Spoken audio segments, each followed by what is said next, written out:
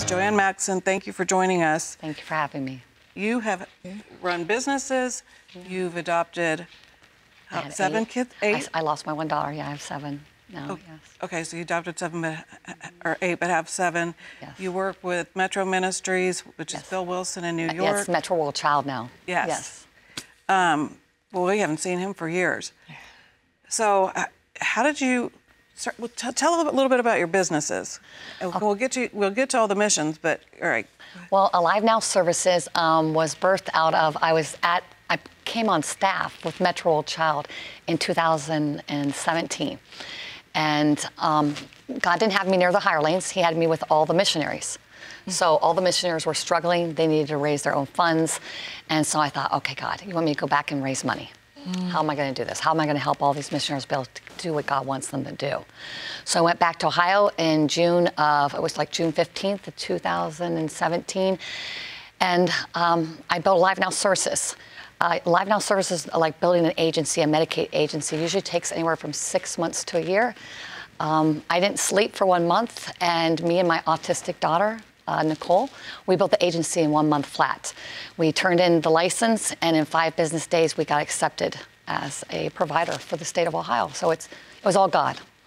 Wow. So, and then 2019, we finally launched with our first home. We got a child client, and then we've been launching ever since, and we're expanding now. We've got homes in Akron, and we're getting ready to launch in Cleveland, Cincinnati, and Columbus.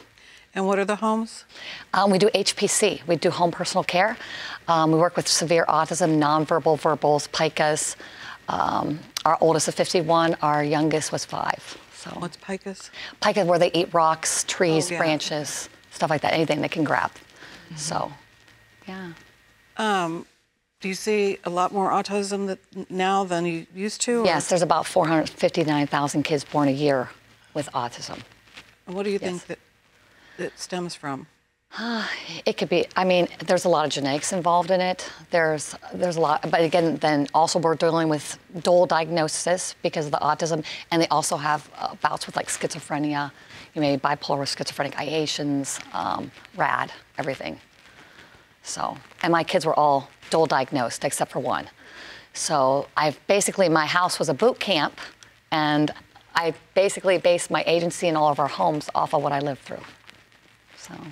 So taking care of children with disabilities like that, or even adults, that's not for everyone, right? It's rough. No, we have over 220 employees now and growing. No, it's a rough field. It's very rough. What was in your background? How were you raised and all that led you to this, do you think? I got saved at 8 years old. And when I met Jesus, he basically told me to go tell my people I love them. So that's what I've done ever since I've been 8 years old. So this is just a way of being the hands and feet of Christ. So. Yeah.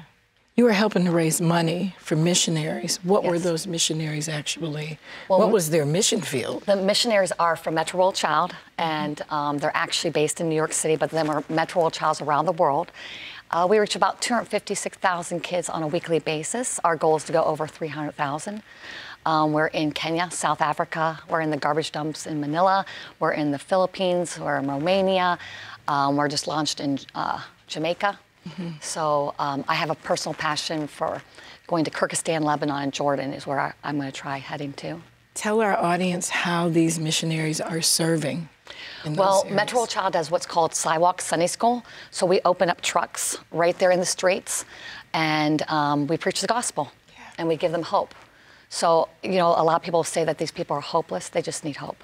Our individuals with Alive Now Services, we're taking them out of the DCs, the ICF units, and they've been locked up for years, and we're just giving them hope, a second chance. And so with that Medicaid money, we flip it and we give it to the glory of God, and we're giving it to Metro World Child. We're a partner with them. And then we get to open up Metros all over the world. So. Wow. Now, some of the kids that Bill had in the beginning, they're adults now, some of them, right? Yes, yes. So, and then are they coming back and helping? Yes, that is the neat thing. We just launched Metro World Child in Ohio here. So we're in Canton. We're launching in Akron in 3 more weeks. And we will find people that are I was raised in the Bronx. I was raised in Brooklyn. I remember Metro World Child, and they're actually coming on staff here in Ohio to help run the trucks and run the ministry here. So yeah, you get testimony after testimony. Thousands of people have came through Metro. Oh my gosh. Tell the viewers about you mentioned the kids at the dump in Manila. The garbage dump in Manila is a very sad situation where the children are living among garbage. There's actually kids living in the cemeteries, and they live in the grave, in the graves and stuff like that, and they take out the bones and they live and sleep inside the graves. It's a whole nother world. And they eat out at the dumpster. Oh, yeah. Because they don't have other food, yes. place to get food. Yep, they live right in the garbage dumps. They sleep in the garbage dumps. Yes. Can you imagine? We have no idea here. No, and child trafficking, is that going on too? Yes, child trafficking was happening in the Philippines. Metro Child bought about 900-something children right off the streets, bought them from their parents for a couple $100s, and then we put them in orphanages. So all of your children you got through adoption, fostering? Yes. Okay. And she's a single mom? Yep. Single. And I mean, it's hard enough when you don't have the disabilities and the dual diagnoses. Yeah. My house, what my kids call it, is New York City inside of itself. It's lit. We are on the go. Yeah. Oh my goodness. It was nonstop. And what are their ages? My youngest is 19 right now, and my oldest is 32. What inspired you to even? I mean, I know that it's God. I know that I wanted to be Mother Teresa. I wanted Me too. I wanted to be Mother Teresa. She was my inspiration, and yes. God never let me go. And so I said, okay, God. I started my first company when I was 18 years old, and by the time I was I kept saying I wanted to adopt, but at 18 you couldn't. The laws changed when I was around 23 that you could be a single parent and adopt. And I met my daughter at church, and I had 4 kids within 6 months. And so my passion is I always wanted to pick up me. So that's what I did. I was picking up myself. And who were you? That's another story. That's another story. Probably don't have time for that one. Wow. Well, just give us a snippet, because I think people, sometimes folks see individuals that do this kind of work, and sometimes they don't understand the why or what inside of you really allowed God to plant that seed or that desire to help others. Give us a little glimpse about you. Well, I had some abuse in my life. I had some trauma, and then I truly believe I was schizophrenic at that point. I was hearing things, seeing things. I was considered the child that was always saving somebody, loving somebody. But then it came to the point that the voices became so loud in my head that I couldn't take it anymore. And so I went to take my life when I was 8 years old, and God showed up in my room and stopped me. And he held me and told me he loved me. And I kept begging him to take me with him, and he wouldn't. He said before he left me, he said, go tell my people I love them. So that's my mission till the day I die. I won't retire. Gosh, thank you for asking her to do that.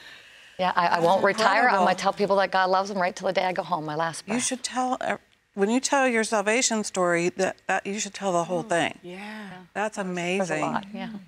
I mean, so then I took in special needs. I took in kids that were severely abused. I took in kids that were schizophrenic. And then that gave me my boot camp to open up Alive Now services. And that's the individuals and the children that we take in. And then the profit, the Medicaid money will be flipped and given to the glory of God. So. Wow.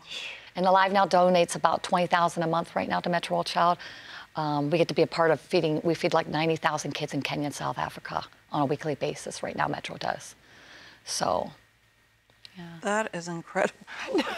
I'm like it's a God speechless. Right. And you guys are in Canton currently, Ohio. Yes, and we're launching Akron. Yeah, we're launching Akron right now. Alive Now Services has already launched in Akron. Metro Child's getting ready to launch in the next month. Yeah. Oh, amazing. You've got a staff. I mean, you've probably got a pretty good sized staff. I have about 220 employees under me right now and growing. Wow. Yeah, it'll be, it's exciting. Are you looking for more employees? Yes. Yes, so if anybody's interested, please go to alivenowservices.org and apply. You can donate if you want to start one of our homes. A lot of our kids come and they have nothing. A lot of our adults come. They're coming from ICFs and they've been locked up most of their lives. So yes, and then you can donate to Metro World Child too. ICFs. An ICF is a lockdown institution, or a DC, it's a developmental center, where our individuals have either picked up charges or were going to pick up charges, but they're found incompetent, and they're there to hopefully get better, to stabilize. And then what Alive Now Services does is we go in and we meet these individuals. Some of them I've met for like maybe 2 years I visited before I pulled them out of the hospital. Maybe 9 months I'd go visit them. And then we take them out and we give them a new lease. And everybody, and what I do is I teach them, I'll say over and over, when you get out, stay out. And so when they see me, they're like, praise you, Jesus. And then they say, get out and stay out. Right. And so and we've never had anybody go back yet. Nobody yet. They've all gotten out and stayed out. That is powerful. I mean, I've worked with children in Akron in the juvenile justice system, and I know that the recidivism rate is unbelievable. So what a testimony to say that those that have come out have stayed out. So whether it was hospital or prison or whatever, I'm just saying the mere fact that they found the help and the hope and the sustainability to continue to be productive citizens in our communities. So what is it that you might be doing differently, or what's the key to it? Oh, I put a whole system around our individuals. So we have a head and coach. We have like 5 managers on every home and only like 3 DSPs, where I think a lot of agencies only use the DSP and have like 1 manager. So we surround them, a direct service support. So the head managers and the manager are constantly, and then I'm very connected. I'm in every single psych meeting, making sure I'm following their psychs, following their meds for every one of our individuals. We have a whole team doing that, because the key is to keep them out, is to make sure that their meds are being monitored. And if they start to destabilize, to get them stabilized as quickly as possible. So, oh my goodness. Okay, this is maybe an odd question, but I'm just curious, what kind of homes do you find to put them in? They actually live in their own apartments. So all of our individuals are extremely aggressive. So even our children clients have their own apartment, and they live with staff 24/7 in their own apartment. So each staff member is always there? Yes, we have some of our children are 2 to 1. We've had kids that were even 4 to 1s that had 4 adults living with them at all times. Yeah. Really? Yes. How do you find these people that can handle this life? God keeps bringing them, because there's a shortage across America. So you'll hear that the DCs are having, everybody's struggling, but we get anywhere from 6 to 12 new employees a week, and I believe that God's building an army. Wow. You know, he's building a force. Oh my goodness. Oh, yeah. And so how did you find out about Bill? I met Bill when I was about 30 years old. I was doing a 2 World show for the Osborne family, and it was for TBN. And they gave me a choice of doing an interview on Carmen or Pastor Bill. And I knew Pastor Bill was the real thing, and my feet are on the ground, and I was like, I gotta go see the real thing. And so that's how I got there, and I did an interview on him. Okay. Yeah, and that's and how it started. Now you're still partnering with him? Yes. So my goal right now is Mission America. So he's done Metro around the world, so my goal is a Mission America at this point. So every time we open up an Alive Now Services, we're gonna open up a Metro Child, and it'll make it self-sufficient.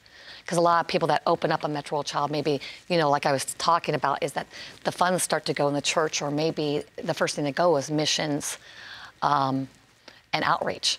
So this way it can be sustainable. So the profit from Alive Now will support each area. We're also opening a Metro International Church in each area. So all of our employees will have a church to go to, our individuals will, and anybody in that local neighborhood or community can go to.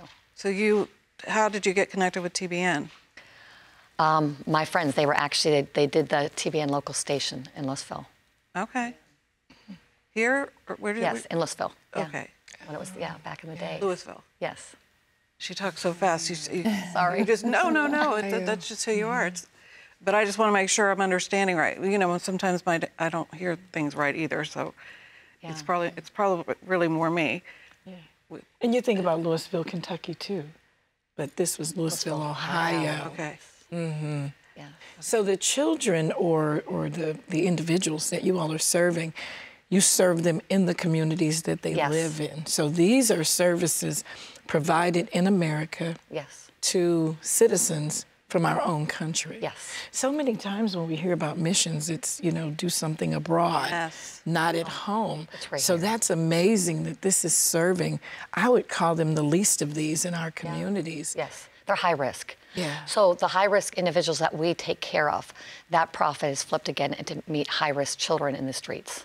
Hey everyone, Hope you enjoyed the video. To see more like this, be sure to hit the subscribe button below and get all the latest content from TCT Ministries. We'd love to pray alongside you for God's blessings in your life, so you can email your prayer requests to prayer@tct.tv or click the link below and submit your request at tct.tv. God bless you and thank you for watching.